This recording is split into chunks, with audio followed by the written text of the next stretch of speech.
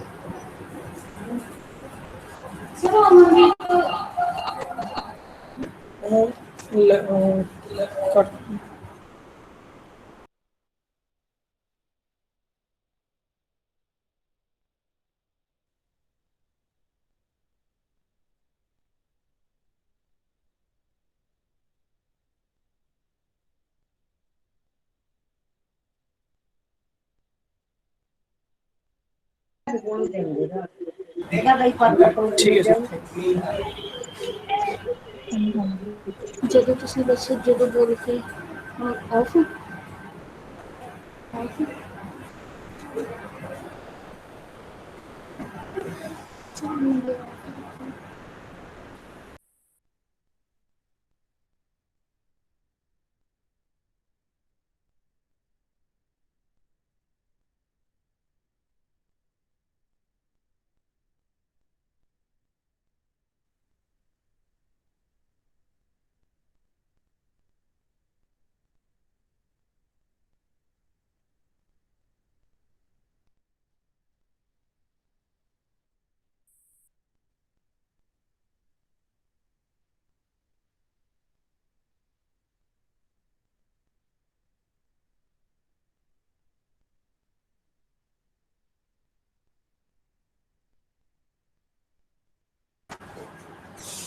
बब्बू प्रीत है कि हाँ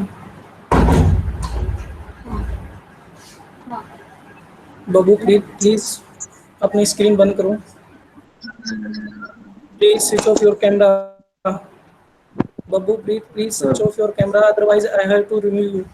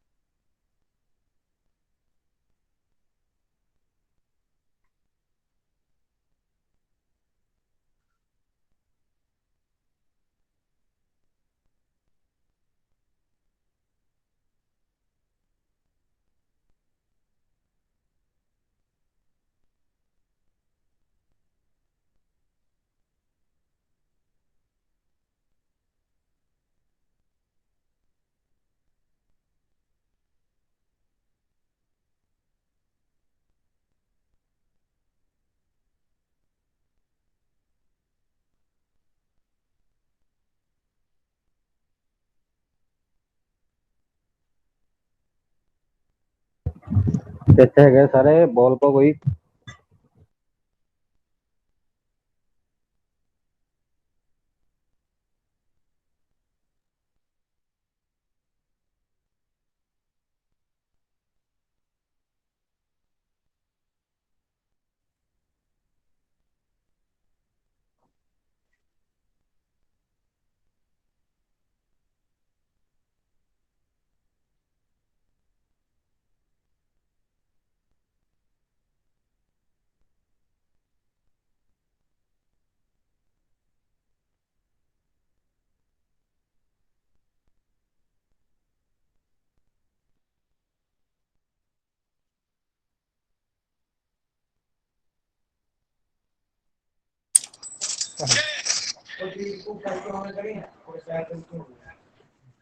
चला दो रे।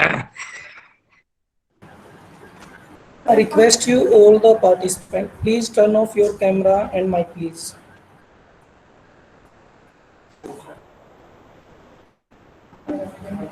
बैठ यार Gurbinder sir, Abdul sir, please turn off your camera. यार उन्होंने क्या बात तो उन्होंने क्या उन्होंने काम भी करना है हेलो भाई प्रीतो जी किथे है ठीक है भाई ठीक है Gurbinder sir, please turn off your Vikram का camera. करवाता हूं मैंने करवाता था तो इंग्लिश में नाम देने हैं वो आप 15 तक रखेंगे मैं अपना ही मैंने उन्हें फोटो भेजी है प्रशांत ने क्या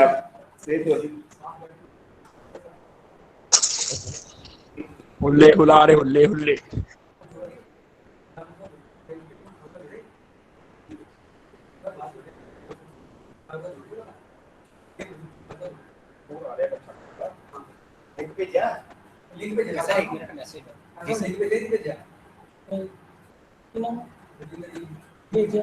मेरे को नंबर ही है नहीं मेरा सर को। हेलो हाँ जी नमस्कार भारती जी हेलो सर नमस्कार सर नमस्कार। नमस्ते जी नमस्ते कैसे हो सर? बिल्कुल ठीक ठाक हो गई है सर जस्ट 2 मिनट और लगेंगे, प्लीज वेट। कोई बात नहीं इसका मतलब मैं लेट नहीं आया टाइम पे आ गया okay sir, thank you sir.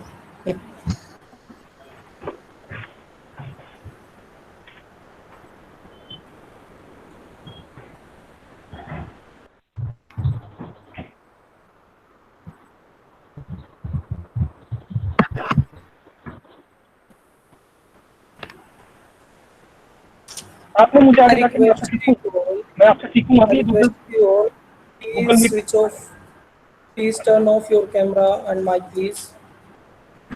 Jasmine Walia, Gurbinder sir, please turn off your camera and mic.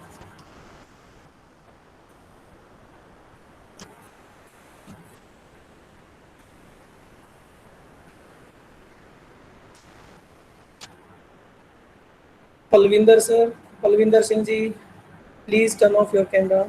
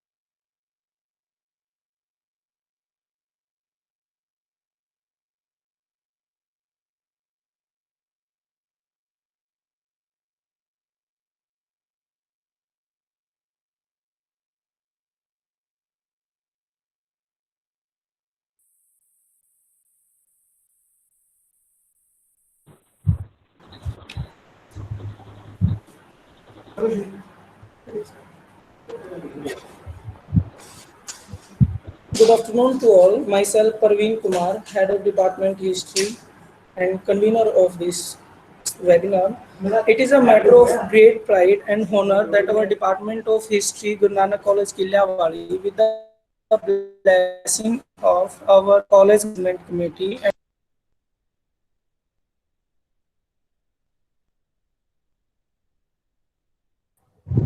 Unmute करो सर, म्यूट है जो।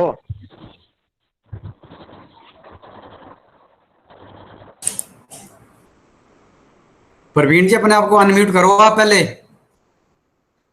प्रवीण जी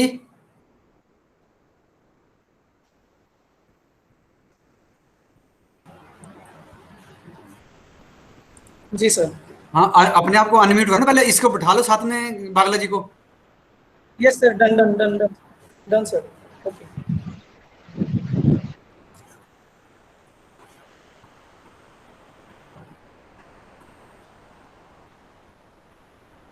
सही है जी सर, जी सर कर रहे हैं। Good afternoon to all. Myself Parveen Kumar, Head of History Department and convener of this webinar. It is a matter of great pride and honor that our Department of History, Gaur Nanak College Kilyawali, with the blessing of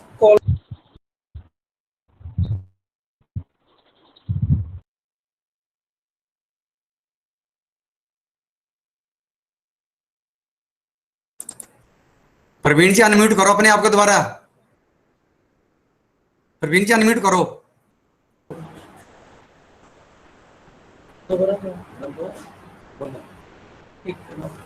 हो गया sir.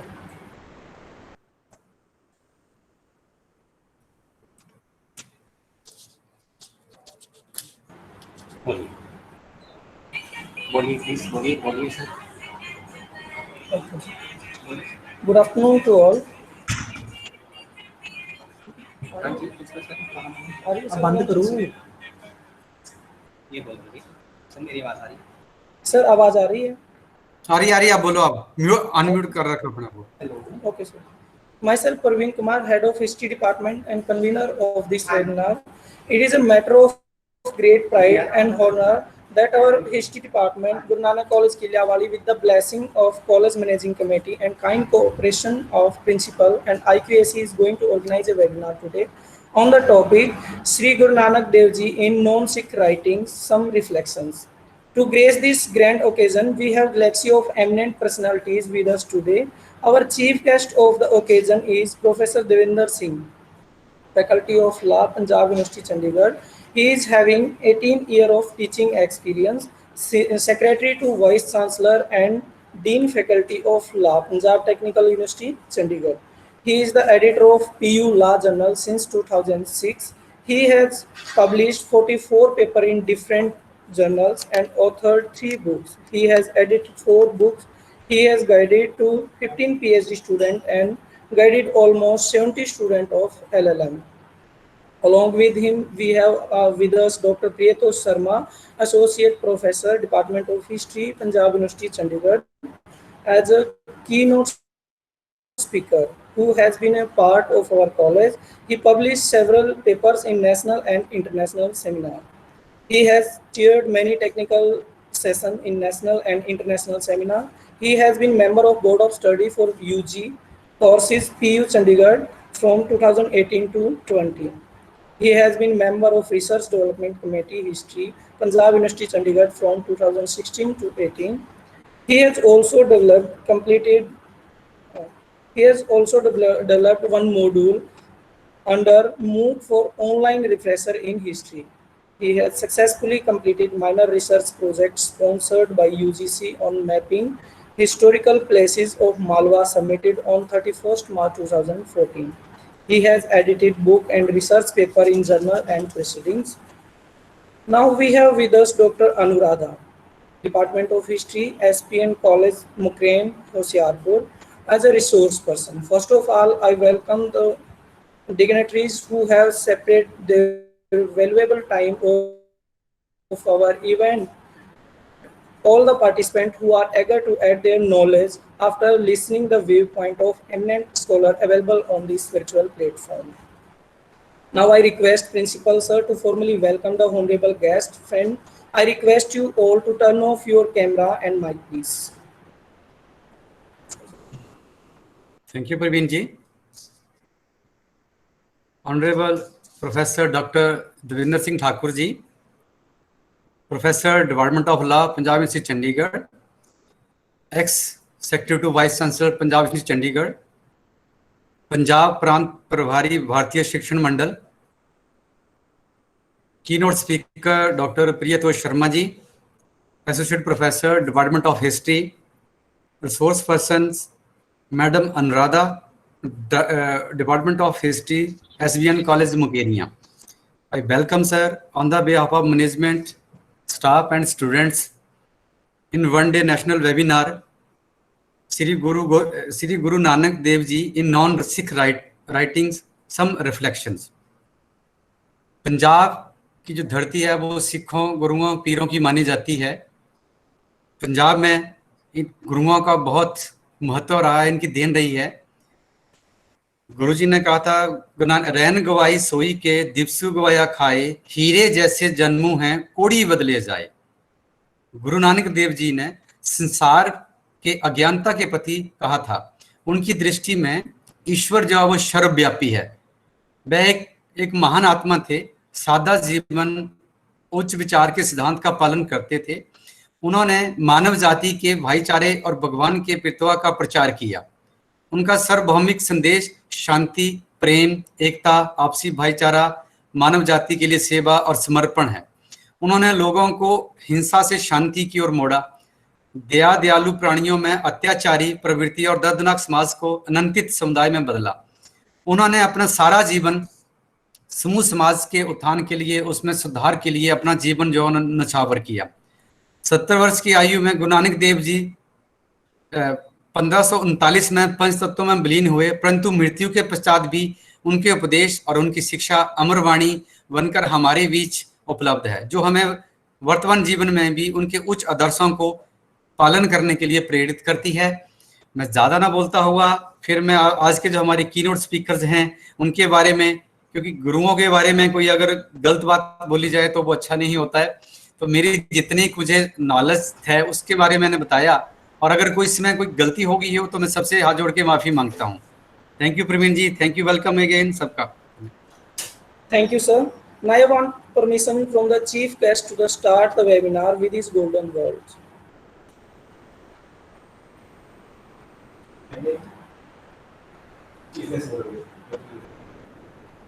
Our chief guest, Dr. Professor Devinder Singh, sir, please.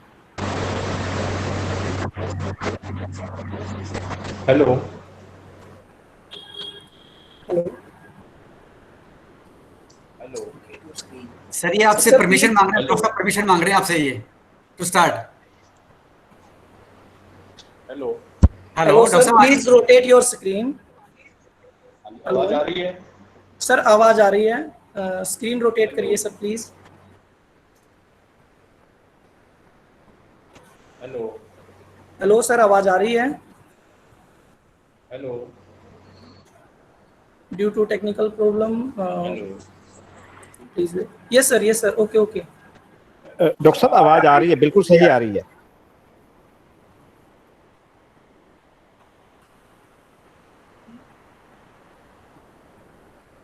Hello. Hello sir आवाज आ रही है. आवाज आ रही है, चलो बहुत बढ़िया. Yes sir. जी sir please. Good afternoon to everyone. Sir please rotate your screen first please. Praveen ji रहने दो, जैसे हैं ठीक है, आने दो वैसे आने दो. Okay sir. अच्छा ठीक है. Yes sir, thank you.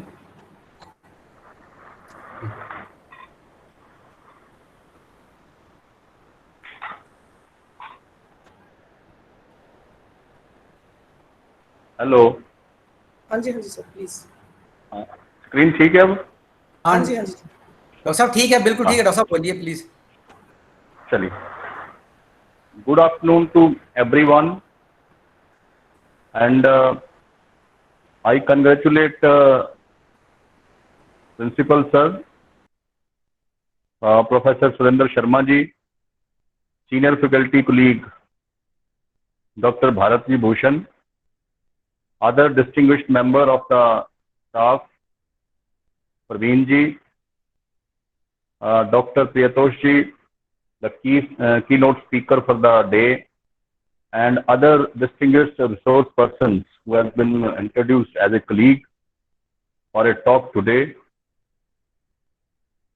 I feel honored and thankful to the whole management of the college and my friend Surinder ji, Bharat ji, and the staff of Guru Nanak College Killewali for inviting me to join this auspicious occasion and say a few words on this occasion. I feel blessed and think that I have got an opportunity to serve the land of Punjab. By staying in Punjab, earlier I got the opportunity as a student, now serving as a teacher in Punjab. We have been taught since our childhood in books and everywhere that India is a land of religion. All great religions of the world has a specific place in India. Therefore, all religions are very dear to us. But living in Punjab, staying in Punjab, serving in Punjab is an additional blessing because one of the greatest religion of our times, that is Sikhism, that took birth in Punjab by way of the teachings of Guru Nanak Dev Ji, who demonstrated truth and named the God. If we have such a great land where this great religion has born, and all of us who has been serving here in colleges or otherwise studying in the colleges, we should consider ourselves that we are blessed and we are getting something good in the form of blessings of Guru Nanak Dev Ji, that we have got this opportunity in our lifetime to see all this. Whatever Guru Nanak Dev has said in 15th century stands truth today. जो उन्होंने तब कहा था वो आज भी सच है. भगवान एक सच है, भगवान दया के पात्र हैं, भगवान क्रिएटर है, वो सबको बराबर की नजर से देखता है. उनकी नजर में कोई बड़ा नहीं, कोई छोटा नहीं. जब गुरु नानक देव जी की ये सारी टीचिंग्स हम पढ़ते हैं, उसके बाद हम चाहे कोई कानून पढ़ें, कोई साइंस पढ़ें, कोई दूसरी तीसरी चीज पढ़ें, तो लगता है कि सच तो वही है जो उन्होंने लिखा है, जो उन्होंने जिया है, धर्म को उन्होंने जिया, और जो उनकी लाइफ का सबसे बड़ा मैसेज है हम हिंदुस्तानियों के लिए और हम पंजाबियों के लिए, जो लोग पंजाब में रह रहे हैं, उनके लिए मैसेज ये है कि धर्म हमारे लिए कोई पूजा पद्धति नहीं, धर्म हमारे लिए कोई सिर्फ भगवान पाने का तरीका नहीं. हम धर्म में जीते हैं. धर्म में जीने का मतलब है हम सच का जीवन जीते हैं. We are into religion, we live the life in religious form. और मुझे बहुत अच्छा लगता है जब कभी कोई सरकार या कभी कोई कोर्ट या कभी कोई बुद्धिजीवी इस देश की संस्थाओं को हेड करते हैं, वो ये कहते हैं कि हिंदुस्तान में धर्म जो है कोई भगवान को पाने का तरीका नहीं, ये जीने का तरीका है. This is the way we live the life according to the religion. और जब हम एक धर्म के अनुसार अपनी जीवन जीते हैं, तो हम दूसरे धर्म को नुकसान करें ऐसा हम सोच भी नहीं सकते. दूसरे धर्म का आदर ना करें ऐसा हो नहीं. इसलिए हमें ज्यादा से ज्यादा गुरु नानक देव जी की जो लाइफ है, जो उनकी टीचिंग है, जो उनकी फिलॉसफी है, जो उनकी लाइफ का मिशन है, जो उन्होंने इतना लिखा है, उसको अपने जीवन काल में जितना हो सके उतना हम उतारें, और फिर हम कह सकें कि जी हम उस धरती पे जी रहे हैं और उस धरती के जो महापुरुष हुए हम उनकी तरह जी रहे हैं. फिर हमें ये कहने की जरूरत नहीं कि हम कौन से धर्म से हैं, कौन से धर्म का हमारे से वास्ता है और किस धर्म को हम प्रायोरिटी देते हैं या किस धर्म को हम नहीं मानते. अगर हम उन महापुरुषों जिन्होंने धर्म का निर्माण किया, धर्म को एक खड़ा किया, धर्म की पहचान बनाई सारी दुनिया में, आज ये धर्म है सिखिज्म, अगर उनकी लाइफ से हमें मौका है कि हम उनकी लाइफ से सीख सकते हैं. गांव में पैदा हुए, एक आम आदमी की तरह पैदा हुए, लेकिन बाद में एक धर्म की स्थापना की, तो उनकी लाइफ से हम थोड़ा थोड़ा अपनी लाइफ में जिए, उनके जीवन का थोड़ा अंश हम अपने जीवन में भरें, तो मुझे लगता है कि हम उनकी जो टीचिंग्स हैं उनको सार्थक कर पाएंगे. इन्हीं कुछ शब्दों के साथ मैं सारी मैनेजमेंट, सारी टीम को, जो आज की टीम इस सारे वेबिनार में लगी है, मुबारकबाद देता हूं। और मैं अभी भी आपसे जुड़ा हूं। मुबारकबाद मास्टर जी, क्या हाल है? डॉक्टर प्रियतोष जी को मैं सुनना चाहूंगा, क्योंकि मुझे पता है कि वो भी एक इंटेलेक्चुअल हैं, अच्छा लिखते हैं। रिसर्च पेपर जो इनके गिनाए गए एक इंट्रोडक्शन में, उसमें तो अच्छा, लेकिन जो इनका एक एकेडमिक डिस्कोर्स है वो बहुत अच्छा है। तो मैं उनसे मुखारबिन से आज गुरु नानक जी के बारे में, उनकी टीचिंग के बारे में मैं सुनना चाहूँगा। एक बार फिर प्रिंसिपल साहब को, भारती जी को, सबको मुबारकबाद और मेरी तरफ से बहुत बहुत धन्यवाद कि आपने इस अच्छे मौके पे मुझे याद किया और मुझे अपने साथ जुड़ने का मौका दिया। धन्यवाद। Thank you sir, thank you sir, thank you sir. Thank you very much, Honorable Chief Guest, Professor Devendra Singh sir. Please be kind with us forever with your blessings. Now it is my duty to tell you all about the crux of today's topic of webinar and its relevance. Friends, as you all know that Guru Nanak Dev Ji was the first supreme spiritual leader in the cultural history of India who accepted the principle of human equality in social life. Guru Nanak Dev Ji was a man of the age and possessed a multifaceted personality.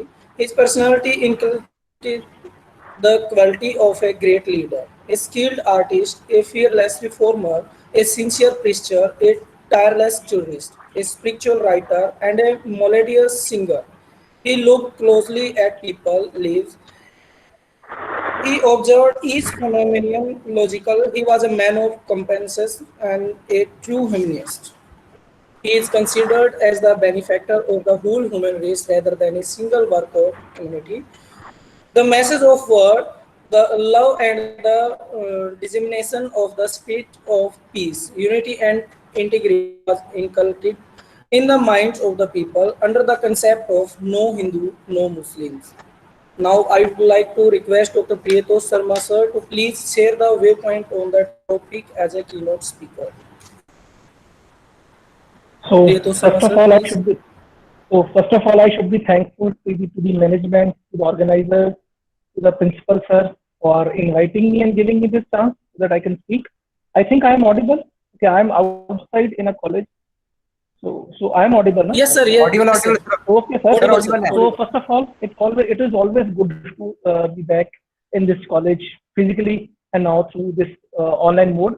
So I am thankful to principal sir, Dr. Bharat Bhushan Sharma, my elder brother, and also the management. I have worked in this college for almost 10 years, and it was such a great experience, and it is such a nostalgic feeling when I am back in this college. So my thanks to you, and I'm also thanks to all the other faculty members, Usha ma'am, Seema ma'am, K.S. Sandhu sir, all of them who have made my stay in that college a beautiful, memorable experience. So I'm thankful to all of you who have organized, and Praveen ji, who is now taking care of the Department of History, the PG department, and think that he is doing a good duty. So I'm also thankful to Professor Devendra for saying such nice words. It is it's a privilege to be appreciated, complimented by a senior person, a mentor. In a way, he is a mentor under whose mentorship is I am slowly and gradually evolving myself in various fields. And now coming to the topic, बात ये थी कि जब इस topic की मैं बात कर रहा था, and I am aware about the colleges and how we are evolving this dialogue. तो इस टॉपिक के साथ मुझे लगा कि ट्रेडिशनल अंडरस्टैंडिंग जो हम गुरु नानक देव जी के बारे में पढ़ते हैं, हुआ क्या कि जो मॉडर्निटी और मॉडर्निटी की पॉलिटिक्स है, पॉलिटिक्स जिसमें आइडेंटिटी पॉलिटिक्स बहुत मैटर करती है, उस पॉलिटिक्स के चक्कर में हमने कई बार क्या किया, हमारी फिगर्स को भी कंपार्टमेंटलाइज कर दिया, यानी कि इवन दे आर डिवाइडेड, कुछ किस तरफ हो गए, कुछ यानी कि वो भारत के नहीं रहे, वो भारत की कुछ कम्युनिटीज के रह गए। I am saying that in a very sincerity. सारी बड़ी फिगर्स जो हैं they belong to this great civilisation of India. वो भारत की अनुभूतियां, भारत की गौरवमय इतिहास के, और जिन्होंने भारत की संस्कृति को प्रभावित किया है, उसके चिन्ह हैं, उनकी उनकी शख्सियतें हैं। इसके लिए अब मुझे सबसे बड़ा, जब मैंने ये टॉपिक उठाया तो मेरे दिमाग में ये था कि क्या पंजाब में जो हमारे स्टूडेंट्स हैं या जो हम लोग हैं, क्या हम गुरु नानक देव जी को समझते हैं कि वो बियॉन्ड सिख हेजियोग्राफी कैसे काम करते हैं। वी आर अवेयर, हमें मालूम है कि गुरु नानक देव जी की हिस्ट्री जो हम पढ़ते हैं उसके जानने के दो तरीके हैं ट्रेडिशनल। एक तो उनकी खुद की राइटिंग, तो वो लिखा उन्होंने, दूसरा जन्म साखी, जिसपे बाद में W.H. मैक्लॉड ने काम किया। इनके थ्रू हम गुरु नानक देव जी की हिस्ट्री को क्रिएट करते हैं, उनको समझते हैं, उनके टाइम को समझते हैं। लेकिन अनफॉर्चुनेटली पंजाब की ट्रेडिशनल अंडरस्टैंडिंग और हिस्टोरियोग्राफी में गुरु नानक देव जी की जो बाइनरी क्रिएट की, यानी कि जो गुरु नानक देव जी की अपील पैन इंडिया और पैन वर्ल्ड है, गुरु नानक देव जी पूरे विश्व की धरोहर है एक तरह से। उस धरोहर में हमें ये चीज समझनी पड़ेगी कि जब गुरु नानक देव जी को लोग समझते हैं या उनके बारे में लिखते हैं या उनको मानते हैं, तो उनकी जो एंट्री पॉइंट है वो उनका होगा। यानी कि जिस तरह से एक पंजाब में एक पंजाबी एंटर करेगा, या एक आज के हिसाब से मैं कह सकता हूँ कि पंजाबी सिख एंटर करेगा, उस तरह से महाराष्ट्र का हिंदू नहीं कर पाएगा, उस तरह से बंगाल का सिख नहीं कर पाएगा, उस तरह से साउथ इंडिया का मे बी क्रिश्चियन नहीं कर पाएगा, और इवन यूरोप का आदमी नहीं समझ पाएगा। हर कम्युनिटी की अपनी कॉन्शियस लेवल पे एंट्री होती है, यानी कि एक ही चीज को समझने के कई पैमाने और कई आयाम होते हैं। तो क्या गुरु नानक देव जी की जो अंडरस्टैंडिंग है, जो उनकी वैल्यू है, जो उनकी सिग्निफिकेंस है, अगर हम ये मानने को तैयार हैं और अगर हम ये मानते हैं कि वो विश्व के लिए वो अपील करते हैं, तो विश्व या बाकी के लोग उनको देख कैसे रहे थे, उनके लिए गुरु नानक देव जी है क्या? आखिर जो गुरु नानक देव जी बोल रहे हैं, वी हैव टू अंडरस्टैंड। जो हम कल भी बात एक और जगह बात कर रहे थे, जब हम पतंजलि को पढ़ते हैं, पतंजलि जिन्होंने हमें grammar the, what he said every word must have a meaning, context, and its context in with the audience with whom you are talking. एक वर्ड जब आप किसी से बात करते हैं, किसी सामने ऑडियंस से बात करते हैं, उस वर्ड की जो अपनी पिक्चर है, बेसिकली हम वर्ड्स को समझते कैसे हैं, कि बैकग्राउंड बनाने के लिए जब आपको मैं कोई वर्ड बोलता हूं तो उस वर्ड की इमेज आपके माइंड में है। अगर उस वर्ड की इमेज उसकी थर्ड डिमेंशन में अगर आपके वो दिमाग में एग्जिस्ट नहीं करता, then that word is of no significance to you. So when I say white, white की भी significance होगी, white कईयों के लिए बहुत बड़ा white होगा, कईयों में कम होगा। That is how we understand and we take an entry into various structures, into various teachings. इस टीचिंग के अंदर मेरा जो बेस था वो ये था कि आखिर गुरु नानक देव जी की जो सेइंग है, वो कह रहे थे, वो हम समझते हैं, उनको लोग समझ कैसे रहे थे, और खास करके वो लोग कैसे समझ रहे थे जो पंजाब में नहीं थे, जो सिख नहीं थे, जो बेसिकली दूसरी आइडियोलॉजीज में काम कर रहे थे। जैसे कि सपोज कीजिए भक्ति सेंट, वो कैसे समझ रहे थे, या मुस्लिम फकीर कैसे समझ रहा था। इसके लिए मैंने दो पर्सनैलिटीज को उठाया, उनके सोर्सेज हमारे पास हैं। एक है मोहसिन सानी और दूसरे हैं महिपत। मोहसिन सानी एक सूफी है, दरवेश है, लेकिन बेसिकली वो कई फील्ड्स में इकट्ठा काम करता है। और जो महिपत है वो वारकरी सेंट है। वारकरी हमें पता है वो विठल को मानने वाले महाराष्ट्र के मराठास हैं। तो वो, और हमें मालूम है कि नामदेव, तुकाराम, ज्ञानदेव, ये सारे जो वारकरी सेंट हैं, उनमें से उनकी कुछ राइटिंग, एक सेंट की, वारकरी सेंट की राइटिंग जो है वो आपकी गुरु ग्रंथ साहिब में भी दर्ज की गई है। तो उसका महिपत के लिए जो एंट्री पॉइंट है गुरु नानक देव जी को समझने के लिए, वो उसकी वारकरी अंडरस्टैंडिंग है। मोहसिन सानी के लिए जो एंट्री पॉइंट है टू अंडरस्टैंड गुरु नानक देव जी, वो उसकी इस्लामिक एंड सूफी थियोलॉजी है, जिससे वो समझने की कोशिश कर रहे हैं। और ये इसको, why I am going back to this two ideas, इसको समझने के लिए हमें मॉडर्न हिस्टोरियोग्राफी की प्रॉब्लम समझनी पड़ेगी। जब हम खुशवंत सिंह को पढ़ते हैं, who is a very who is considered a great writer in Punjab, and history में उसकी किताबें हैं, हिस्ट्री ऑफ सिख। जब आप उनकी किताब को देखते हैं तो कुछ वर्ड्स उनके बड़े इंटरेस्टिंग हैं, जिसके लिए हमें we should be very very much be cautious. वो कहते हैं, अगर मैं उनकी बात करूं, इन हिस्ट्री ऑफ सिक्स में वो बोलते हैं, the story of the Sikh is a story of the rise, fulfilment and collapse of Punjabi nationalism. So Guru Nanak Dev जी से स्टार्ट होके रणजीत सिंह तक वो जो पढ़ रहे हैं, it begins in the latter part of 15th century with Guru Nanak Dev ji who initiated a religious movement.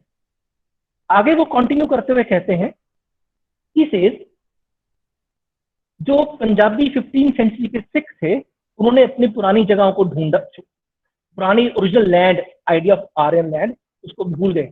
They became attached to a place, और they became attached to this place, and that is why Punjabi nationalism can only be traced to 15th century। So it is with the rise of Guru Nanak Dev जी की Punjab emerge हुआ। Historically इसकी एक problem ये होगी कि हमें मालूम है कि हिस्टोरिकली अगर हम रविंद्रनाथ थापर के साथ जाएं, जो रीजन है वो इवॉल्व होता है, रीजन सडनली बर्थ नहीं लेता। और गुरु नानक देव जी जब वहां पे बात कर रहे हैं, he is already interacting with an evolved region. उस समय ये रीजन क्लॉस नहीं है, ये रीजन उस टाइम, मतलब ये जो एक इंग्लिश राइटिंग है जिसमें ये कहा जाता है कि 15वीं सदी में लोग, जैसे आप कई बार ये यूज करते हैं इस डॉक्यूमेंट में, कि उस टाइम में बुरा था, करप्शन था, क्राइम था, it's a phenomena of every time. But हमें ये भी मालूम है कि लोगों के पास प्रॉस्पेरिटी थी। वी हैव टू रिमेंबर, गुरु नानक देव जी के पास जब वो 20 रुपए का सौदा करते हैं, that is a money available with the people, the land is available with people, that is how you can settle. So this region was already there, and there are certain dynamics which were working. उसमें social movements भी काम कर रही हैं और उसमें religious movements भी काम कर रही हैं। सो वो सोशल रिलीजियस मूवमेंट्स गुरु नानक देव जी के प्रति पूरी तरह से अवेयर हैं, दे आर अंडरस्टैंडिंग, और गुरु नानक देव जी भी उनके लिए अवेयर है, वो भी उनको रिस्पॉन्ड कर रहे हैं। अगर आप देखें सिद्ध गोष्ठ, तो गुरु नानक देव जी जो रिस्पॉन्ड कर रहे हैं, ही इज रिस्पॉन्डिंग टू नाथ। तो इसका मतलब नाथ पहले से वहां पे एग्जिस्ट कर रहे हैं, that is why he is responding. He is condemning them, it's a different thing, but it is already a established practice of the region. तो इस बैकग्राउंड में मेरे लिए सवाल था, क्या हम गुरु नानक देव जी को अंग्रेजी पकड़ और जो सिंगुलैरिटी है और उसके जो पॉलिटिकल कैनोटेशंस हैं उससे बाहर ले जाएं और उनको दुनिया की धरोहर माने। गुरु नानक देव जी सबके लिए एक समान है। उनकी जो कॉल है, he can not B confined, वो किसी एक जगह पे कन्फाइन नहीं किए जा सकते। तो इसको हिस्टोरिकली समझने के लिए क्या हम किसी और सोर्स को देख सकते हैं? सो for me I can start with Mohsin Fani. अब जब हम मोहसिन फानी पढ़ते हैं, उसकी किताब का नाम है दबिस्तान मजाहिब, और दबिस्तान मजाहिब को आपने बीए में, कई बार बीए की सिलेबस में उसकी हल्की सी रेफरेंस आती है कि दबिस्तान मजाहिब में गुरु हरगोबिंद और गुरु अर्जुन देव जी के बारे में बुरा बोला गया, एंड इट्स अ फैक्ट। दबिस्तान मजाहिब में जो मोहसिन फानी है, he is not writing very good about, he is not that much appreciated towards Guru Arjan Dev, but what about Guru Nanak Dev? क्या मोहसिन फानी गुरु नानक देव जी के बारे में लिख रहा है? Answer is yes, he is writing about Guru Nanak Dev ji. And Mohsin Fani जो है वो बेसिकली नाथ जगहों पर भी माथा टेकने जाता है, वो इस्लामिक स्ट्रक्चर्स के साथ भी अवेयर है और वो भक्ति मूवमेंट के साथ भी अवेयर है।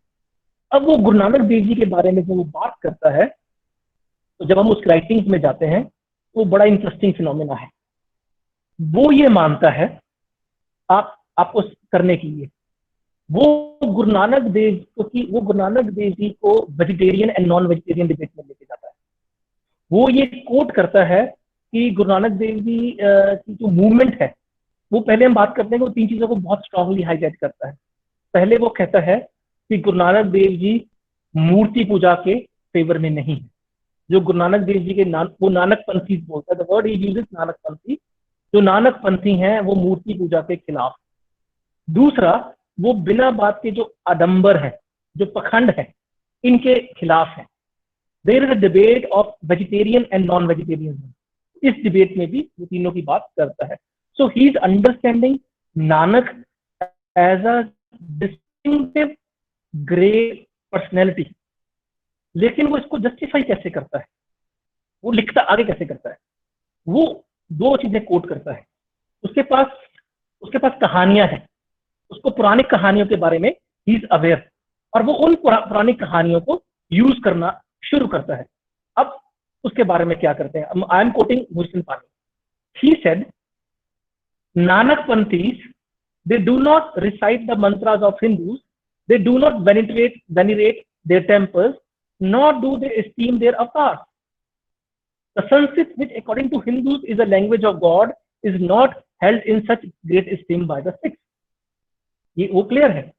लेकिन वो कहता है गुरु नानक देव जी को सिखाया किसने है. आखिर गुरु नानक देव जी के अंदर जो रिलीजियस सीकिंग, जिस नॉलेज की तरफ वो गए, वो कैसे गए. तो वो इंटरेस्टिंग कहानी ये कहता है कि एक बार नानक जब छोटे थे तो वहां पे दरवेश आया.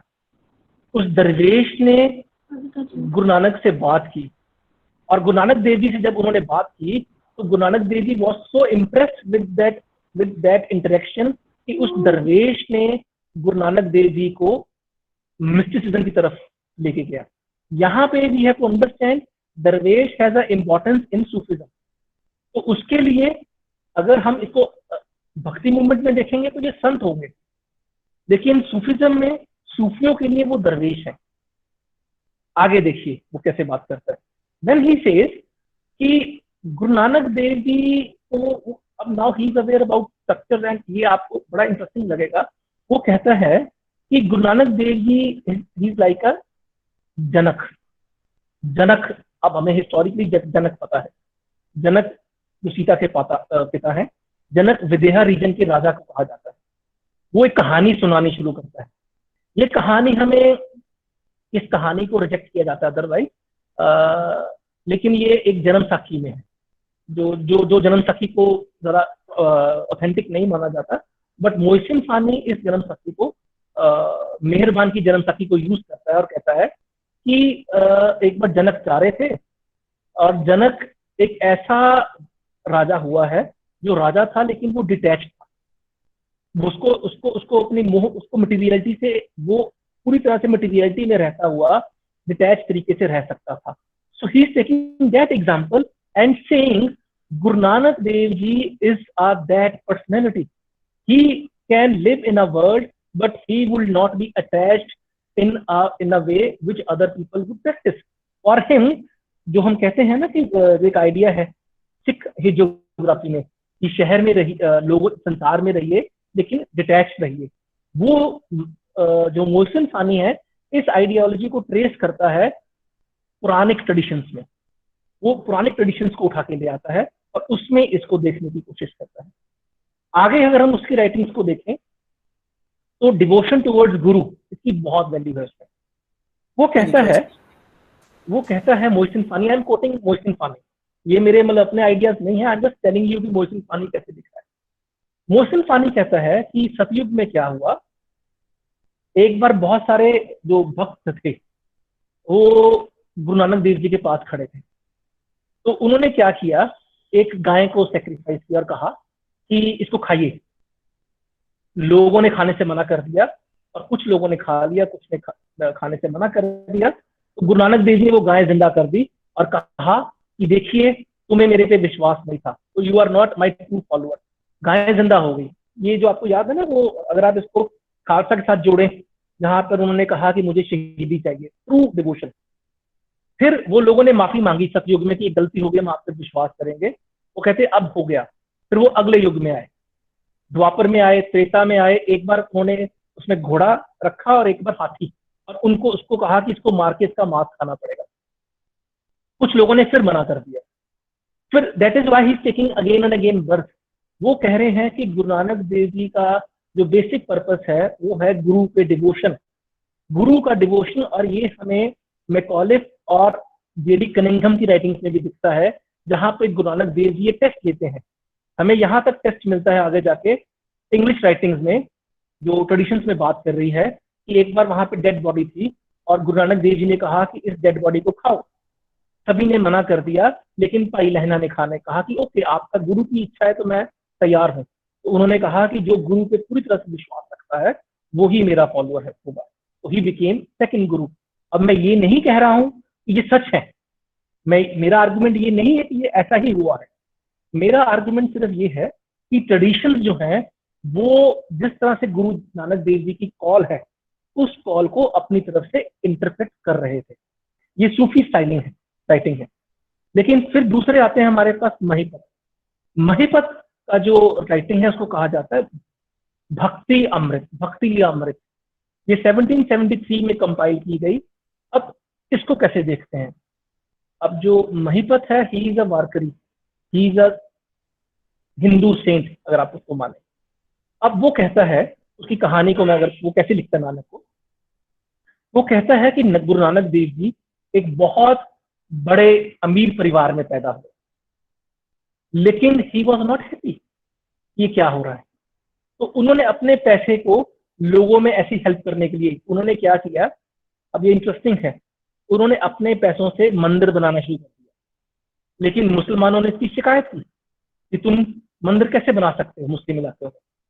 तो उन्होंने मंदिर बंद करा के मस्जिद बनानी शुरू कर दी। तो जो उनके हिंदू रिश्तेदार थे उन्होंने कहा कि तुम मस्जिद कैसे बना सकते हो। एंड गुरु नानक देव जी ने क्या किया? गुरु नानक देव जी ने उन पैसों से पब्लिक टॉयलेट्स, प्रीवीज, वो बनाने शुरू कर दिए। मतलब अगर आप इसको देखें, जो कॉल, जो स्वच्छ भारत की कॉल है, महिपत के हिसाब से गुरु नानक देव जी ने ये बहुत पहले दी है। उन्होंने उस पैसे से पब्लिक प्रीवीज, टॉयलेट्स बनाने शुरू कर दी, जिससे वहां के ब्राह्मण और जो मुस्लिम थे वो चिढ़ गए।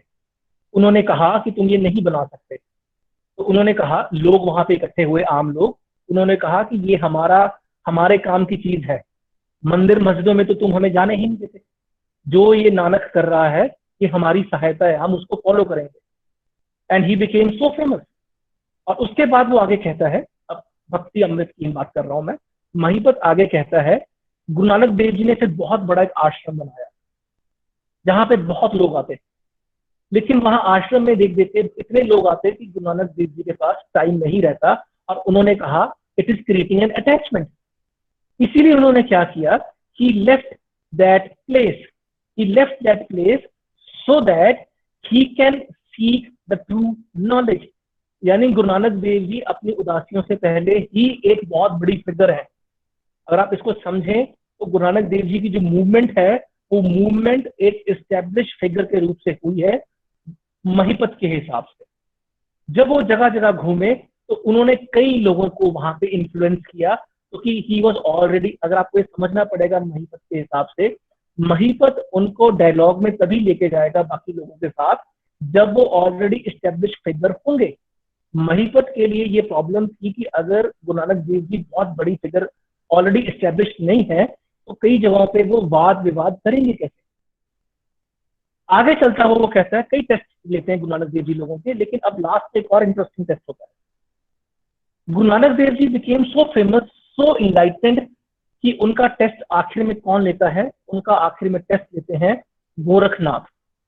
अब हमें मालूम है कि गोरखनाथ ट्रेडिशंस में काम कर रहे हैं, गोरखनाथ फिजिकल रूप में नहीं मौजूद है, लेकिन महिपत के हिसाब से गोरखनाथ चेक करते हैं और अचानक से वो हरिद्वार में बहुत सारे 20,000 की गिनती देता है, वो 20,000 लोगों को लेके आ जाते हैं और कहते हैं गुरु नानक देव को कि इनको खाना खिलाओ।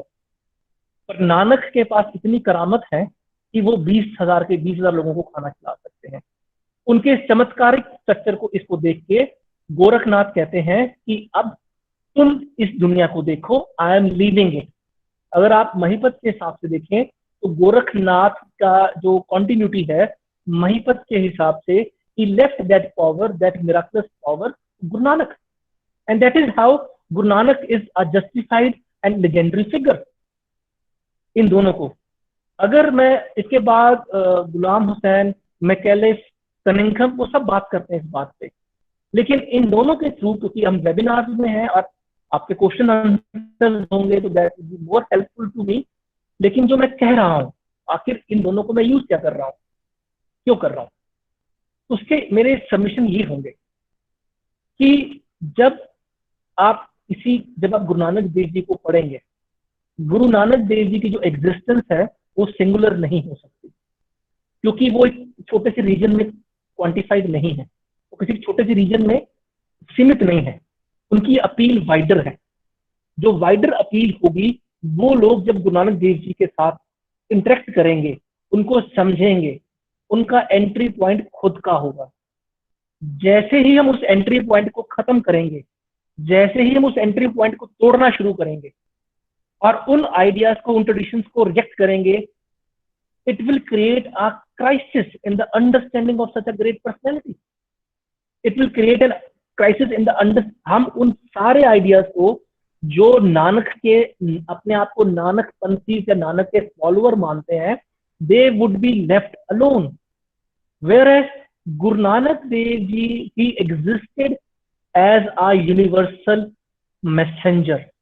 He was a miraculous person जो महीपत के लिए गोरखनाथ की कॉन्टिन्यूटी है, सूफियों के लिए सूफियों की कॉन्टिन्यूटी है, आम लोगों के लिए उनकी समस्याओं को सुलझाने के लिए है, ट्रेडिशंस जो हेजियोग्राफिकल ट्रेडिशंस हैं उनके लिए एक नया रिलीजन है, जो नेशनलिज्म आइडियाज में इवॉल्व है उनके लिए वो पंजाबी नेशनलिज्म का सिंबल है. He is a symbol of service, he is a symbol of women empowerment, he is a symbol of caste renunciation. वो कई तरह के सिंबल्स हैं, पर गुरु नानक देव जी अकेले उन सबके लिए एक लाइट हाउस की तरह खड़े हैं. It's a time we have to understand, we have to study, we have to explore how Guru Nanak Dev ji exist in these non-sect traditions. Maybe they are not right, maybe they are not authenticated, maybe they are not factual. I am not fighting for this argument. I am saying it is how these people, they revered, they worshipped, they followed Guru Nanak Dev Ji since ages. पिछले 500 साल से उस communities के, उन tradition के गुरु नानक देव जी messenger, Redeemer हैं, क्योंकि वो उनको ऐसे ही देखते हैं. और इसी तरह से हम गुरु नानक देव जी को बियॉन्ड सिख हेजियोग्राफी देख सकते हैं. So these are my submissions.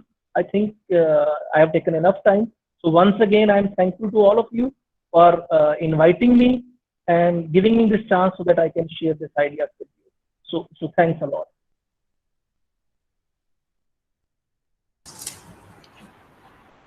Thank you, Priyato Sharma sir.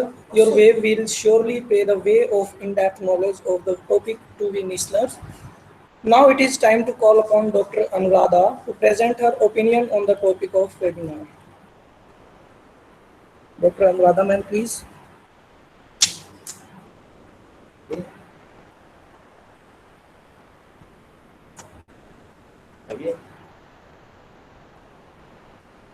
Dr. Anuradha ma'am, please.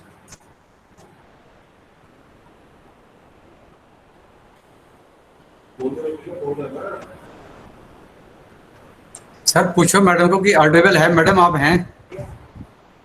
Sir पूछिए. मैडम अनुराधा ऑडिबल हैं?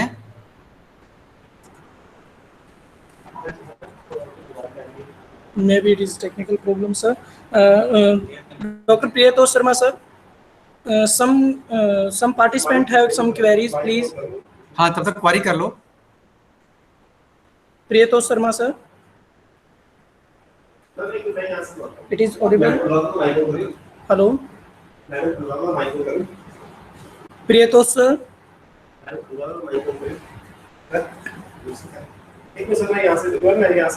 Am I audible, sir?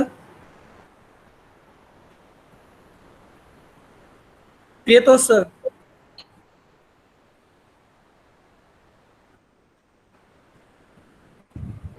Sir, he is busy, I think. आपका अपना माइक नहीं करे, अपना माइक नहीं कर रहा,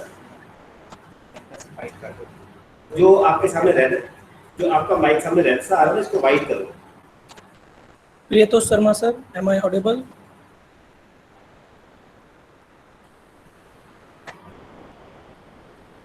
एक बार डिस्कनेक्ट करके कनेक्ट करके डिस्कनेक्ट करके कनेक्ट करके देखिए.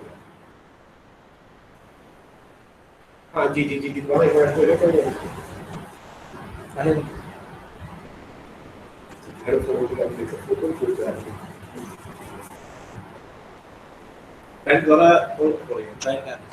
Join हो रहे हैं. Due to technical problem, Dr. Anuradha madam was left. Now, as soon as possible, she is coming to join. Non-audible. Yes, ma'am. Yes, ma'am. Please. Yes, ma'am. Dr. Anuradha, ma'am. Please present your opinion on the topic of webinar. Sir, अब मेरी आवाज आ रही है? Yes, ma'am. Yes. Okay. Yes, ma'am. First of all, thank you so much for giving me opportunity to join this webinar as a resource person. I want to pay thanks to the organizer committee and principal sir for inviting me to say something about Guru Nanak Dev Ji. तो सबसे पहले मैं आज का जो मेरा lecture है उसमें मैं गुरु नानक देव जी की शिक्षाओं को और एक पुराना जो रिलीजन था बुद्ध रिलीजन उसकी शिक्षाओं को उनमें जो सिमिलैरिटीज हैं उसको कंपेयर करूंगी। तो बुद्ध धर्म की शुरुआत जो है वो महात्मा बुद्ध के द्वारा की गई थी और सिख धर्म के प्रवर्तक जैसे कि हम सब जानते हैं गुरु नानक देव जी थे। हालांकि गुरु नानक देव जी गौतम बुद्ध के तकरीबन 2000 साल बाद अवतरित हुए थे। उन्होंने ईश्वरीय आस्था की पद्धति और आत्म संस्कार की संस्था का प्रवर्तन किया था और जिसके कई महत्वपूर्ण समानांतर रूप हमें बौद्ध धर्म में भी मिलते हैं। अब हम पहले सिख शब्द को ले लें जिसका अर्थ है शिष्य या गुरु का अनुयायी। अब इस शब्द का संस्कृत में अर्थ है शिष्य। पाली में ऐसे शब्द जो हैं वो भी मिलते हैं जिनका अर्थ हमें शिष्य या गुरु का अनुयायी मिलता है। महात्मा बुद्ध की प्रसिद्ध उपाधियों में से ही एक गुरु है जिसे संस्कृत में शास्त्र कहते हैं और पाली में सात कहा जाता है। उसे देवताओं और मानव का गुरु कहा गया है। उन्हें गुरु अथवा शिक्षक या नेता भी कहते हैं। उनके अनुयायियों को हम श्रावक कहते हैं और सिख धर्म में भी 10 नायक हुए जो कि गुरु के नाम से प्रसिद्ध हुए। महायान के कई विशेषज्ञों ने प्राचीन बौद्ध धर्म को शिष्यों का वाहन या श्रावक यान के नाम से अभिहित किया है, यानी कि बुद्ध के शिष्यों के सिद्धांत और आचार, उनके लिए जो महात्मा बुद्ध के द्वारा सिद्धांत बनाए गए थे कि उन्होंने किस तरह से रहना है, किस तरह उनकी डेली रूटीन होगी, वो उनके सिद्धांत। इसी तरह से सिख रिलीजन में भी सिखों के लिए कुछ सिद्धांत जो है, आचार संहिता जो है, जो उनको फॉलो करनी होती है, वो बनाई गई। सिखों के अभिवादन के 3 शब्द जैसे जो है सत श्री अकाल, वो भी उनका भी बहुत गहरा अर्थ है। हम इनके प्राचीन या परंपरागत अर्थ जो है उसके बारे में तो नहीं जानते, पर इन शब्दों को इस प्रकार समझा जा सकता है जैसे सत का अर्थ है सत्य, जिसे गुरु नानक देव जी ईश्वर कहते हैं और महात्मा बुद्ध धर्म कहते हैं।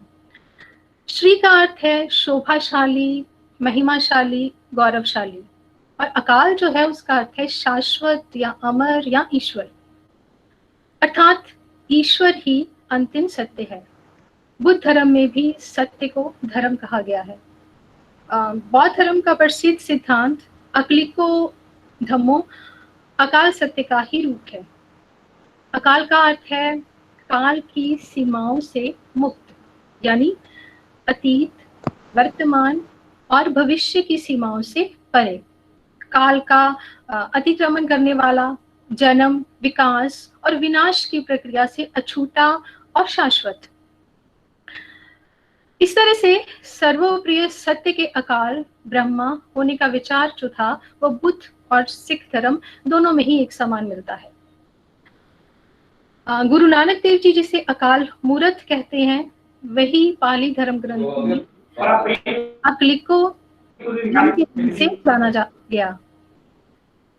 परंतु कर्तापुरख के रूप में सिखों की सत्य की जो धारणा है उससे पारंपरिक बुद्ध धर्म जो था वो अनजान था। बुद्ध मत और सिख मत के प्रवर्तक, दोनों के प्रवर्तक मानवीय और ऐतिहासिक गुरु थे। जैसे बुद्ध धर्म की उत्पत्ति जो है वो हम सब जानते हैं, शाक्य मुनि गौतम बुद्ध के द्वारा की गई, और सिख मत जो है वो गुरु नानक देव जी के द्वारा शुरू किया गया। गुरु नानक देव जी का जन्म भी गौतम बुद्ध के समान ही एक क्षत्रिय परिवार में हुआ, और गुरु नानक देव जी ने भी गौतम बुद्ध की ही तरह एक स्थान से दूसरे स्थान पर जाकर अपनी शिक्षाओं का प्रचार किया। दोनों ने ही अपने जो शिक्षाएं थी वो लोक भाषा में दी। महात्मा बुद्ध जो थे उन्होंने अपनी शिक्षाओं को देने के लिए पाली भाषा का प्रयोग किया, और गुरु नानक देव जी ने अपनी शिक्षाओं के प्रचार के लिए पंजाबी भाषा जो थी उसको अपनाया, क्योंकि उस वक्त दोनों भाषाएं लोगों में पॉपुलर थी। अगर वो संस्कृत में अपने उपदेश देते तो कोई भी उनको नहीं सुनता। पंजाबी भाषा के विकास का श्रेय जो है वो मुख्य रूप से सिख मत के आरंभिक गुरुओं को ही जाता है, जबकि भारतवर्ष और दक्षिण पूर्वी एशिया में पाली भाषा के विकास का श्रेय भारतवर्ष के प्रारंभिक बौद्धों को जाता है। तो इस तरह से सिख जो थे उन्होंने पंजाबी भाषा का विकास किया, और बौद्ध जो थे उन्होंने पाली भाषा का विकास किया। इसी तरह से गुरु नानक देव जी और गौतम बुद्ध जो थे उन्होंने सामाजिक और धार्मिक जीवन में स्त्रियों और पुरुषों की समानता को स्वीकार किया। बुद्ध के द्वारा भिक्षु समग्र की जो पद्धति स्थापित की गई थी उसमें जाति, देश, वर्ण, किसी चीज के आधार पर भी भेदभाव नहीं किया जाता था। सबको ही उसमें पार्टिसिपेट करने का, आने का सबको अधिकार दिया गया। सभी भिक्षु बौद्ध विहारों में एक साथ भोजन करते थे। समाग्रह की जो परिषद होती थी जिसमें वो चूज करते थे लोगों को, उसमें उसकी कार्रवाई में मतदान का अधिकार जो था वो सभी को दिया गया था। गुरु नानक देव जी ने भी इसी तरह से संगत और लंगर की प्रथाएं शुरू की। यहाँ पे बिना रंग, बिना जाति, बिना वर्ग के भेद के सब लोग इकट्ठे भोजन करते थे, और इसका प्रभाव जो था वो जाति प्रथा की कट्टरता पर पड़ा, और दूसरी बुराइयां भी इससे कम करने में उनको हेल्प मिली। महात्मा बुद्ध पहले सामाजिक सुधारक थे जिन्होंने समाज के निम्न वर्ग के प्रति जो लोगों की उपेक्षा थी, लोग उनको अपने समाज में एंटर नहीं करने देते थे, तो उसके विरुद्ध उन्होंने आवाज बुलंद की। उनके सिद्धांत और संघ में शूद्रों और चंदेलों को एक समान अवसर दिया गया, और उनको भी जो पदवियां थी वो प्रदान की जाती थी, उनके साथ अच्छा बिहेव किया जाता था, और उनकी सूरत या उनका वंश या उनका काम चाहे कुछ भी हो, सभी के साथ इक्वालिटी जो है वो फॉलो करते थे। इसी तरह मध्यकालीन भारत में गुरु नानक देव जी ने भी अपनी कविताओं, अपने शब्दों में इस सामाजिक दृष्टिकोण को और भी ज्यादा मजबूत किया, और इसी का भी उन्होंने संदेश भी दिया। बुद्ध मत की तरह सिख मत में भी जात पात को अस्वीकार किया गया। गुरु नानक देव जी ने कहा कि किसी का कर्म जो है, काम जो है, जो हम करते हैं वही उसको उच्च या नीच बनाते हैं। जन्म से किसी भी व्यक्ति का स्थान, चाहे वो इस लोक में हो या परलोक में हो, वो निर्धारित नहीं किया जा सकता। ईश्वर की नजर में सभी समान है, कोई ऊंचा नहीं है, कोई नीचा नहीं है। इस तरह से उन्होंने उस वक्त, क्योंकि जाति प्रथा में बहुत ज्यादा कट्टरता थी, तो उसका उस टाइम में विरोध उन्होंने किया। फिर उन्होंने समाज में प्रचलित बहुत सारे रीति रिवाज और आडंबर जो थे, जैसे कि प्रियोतोष सर ने भी बताया, उनकी भी उन्होंने निंदा की, और धर्म के वास्तविक सिद्धांतों का प्रचार किया। लोगों को झूठे रीति रिवाजों के चंगुल से आजादी दिलाने के लिए उन्होंने तर्क का सहारा लिया। जैसे अपनी उदासियों के दौरान जब वो हरिद्वार पहुंचे थे, तो उन्होंने वहां गंगा नदी में बहुत से लोगों को नहाते हुए देखा, और लोग जो थे वो सूर्य को पानी दे रहे थे, साथ में प्रार्थना भी कर रहे थे। और गुरुजी ने जब उन्हें इस तरह से करते हुए देखा तो खुद भी वो गंगा में उतरे और जिस दिशा में लोग पानी जो है वो दे रहे थे सूर्य को, उससे उल्टी दिशा में उन्होंने पानी देना शुरू कर दिया। तो लोग जो थे उस वक्त काफी हैरान हुए कि सूर्य तो उधर है और ये व्यक्ति पिछली साइड क्यों पानी दे रहा है। तो उन्होंने गुरुजी से पूछा, तो गुरुजी ने पहले उनसे पूछा कि आप लोग किसको जल जो है वो अर्पित कर रहे हो। तो वो बोले कि हम सूर्य को अर्पित कर रहे हैं जो कि हमारे पुरखों तक पहुंचेगा। गुरुजी ने पूछा कि आपके पुरखे कहाँ हैं, तो बोले कि हमारे पुरखे जो हैं वो हमारे जो पूर्वज हैं वो स्वर्ग में हैं। फिर लोगों ने उनसे पूछा कि आप किसको पानी जो है वो दे रहे हो। तो उन्होंने कहा कि मेरे खेत जो हैं वो सूखे पड़े हैं, उनमें पानी नहीं है, इसलिए ये पानी मैं वहां पे भेज रहा हूँ। तो लोग जो है उन्होंने पूछा कि ये पानी उन तक पहुंचेगा कैसे। तो गुरुजी ने कहा कि जिस तरह से ये आपके पूर्वजों तक पहुंचेगा जो कि बहुत दूर है, मेरे खेत तो यहाँ से सिर्फ 250 कोस दूर है, तो मेरे खेतों तक तो वो आसानी से पहुंच जाएगा। तो इस तरह से लोगों को अपनी गलती का एहसास हुआ कि वाकई वो जो पानी पहुंचाना चाहते हैं वो पानी पहुंचेगा नहीं। तो इस तरह से तर्क के माध्यम से उन्होंने लोगों के बीच अंधविश्वासों को दूर करने का प्रयत्न किया।